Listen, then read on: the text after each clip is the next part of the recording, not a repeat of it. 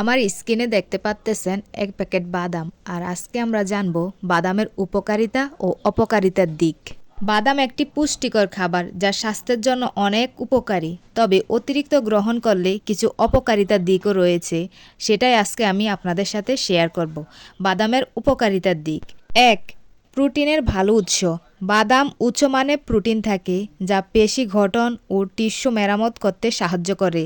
এটি নিরামিষীদের জন্য প্রোটিন একটি গুরুত্বপূর্ণ উৎস। ২. অ্যান্টিঅক্সিডেন্ট সমৃদ্ধ। বাদামে ভিটামিন ই এবং অন্যান্য অ্যান্টিঅক্সিডেন্ট থাকে যা শরীরে ফ্রি র্যাডিক্যাল দূর করে এবং কোষের ক্ষতি রোধ করে। ৩. রক্তে শর্করা নিয়ন্ত্রণ। বাদামে কম গ্লাইসেমিক ইনডেক্স থাকে যা রক্ত শর্করা মাত্রা নিয়ন্ত্রণ করতে সাহায্য করে। এটি ডায়াবেটিস রোগীদের জন্য উপকারী। ৪. ওজন নিয়ন্ত্রণ। বাদামে থাকা ফাইবার ও প্রোটিন পেট ভরা রাখে এবং ক্ষুধা কমায়, যা ওজন নিয়ন্ত্রণে সাহায্য করে। ৫. হাড়ের স্বাস্থ্য রক্ষা। বাদামে ক্যালসিয়াম, ম্যাগনেসিয়াম ও ফসফরাস থাকে যা হাড় মজবুত এবং অস্টিওপোরোসিস প্রতিরোধে সাহায্য করে।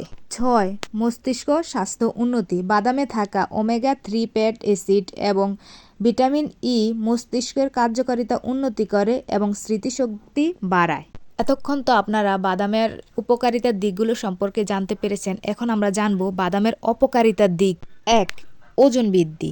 বাদামে ক্যালোরি ও ফ্যাটের পরিমাণ বেশি। অতিরিক্ত খেলে ওজন বৃদ্ধি হতে পারে। ২. পেটের সমস্যা। বাদামে ফাইবার বেশি থাকায় অতিরিক্ত খেলে পেট ফাঁপা, গ্যাস ও ডায়রিয়া হতে পারে। ৩. অ্যালার্জি। কিছু মানুষের বাদামে অ্যালার্জি থাকে যা ত্বকের জন্য অনেক ক্ষতি করে, শ্বাসকষ্ট ও অন্যান্য সমস্যা সৃষ্টি করতে পারে। ৪. কিডনির পাথর। বাদামে অক্সালেন্ট থাকে যা অতিরিক্ত খেলে কিডনিতে পাথর হওয়ার ঝুঁকি বাড়তে পারে। ৫. লবণের পরিমাণ। লবণযুক্ত বা প্রক্রিয়াজাত বাদাম অতিরিক্ত খেলে রক্তচাপ বাড়তে পারে এবং হৃদরোগের ঝুঁকি বাড়তে পারে। গাইস, এতক্ষণ তো আমরা সবাই জানলাম বাদামের উপকারিতার দিক ও অপকারিতার দিক সম্পর্কে।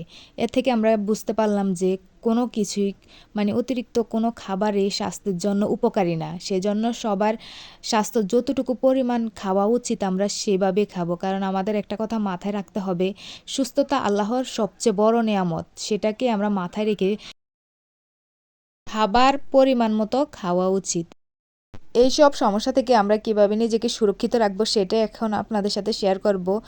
প্রতিদিন এক মুঠো প্রায় ২৮ থেকে ৩০ গ্রাম বাদাম খাওয়া স্বাস্থ্যের জন্য উপকারী। লবণযুক্ত বা চিনিমুক্ত বাদাম এড়িয়ে চলতে হবে। অ্যালার্জি থাকলে বাদাম খাওয়ার আগে সতর্ক থাকুন।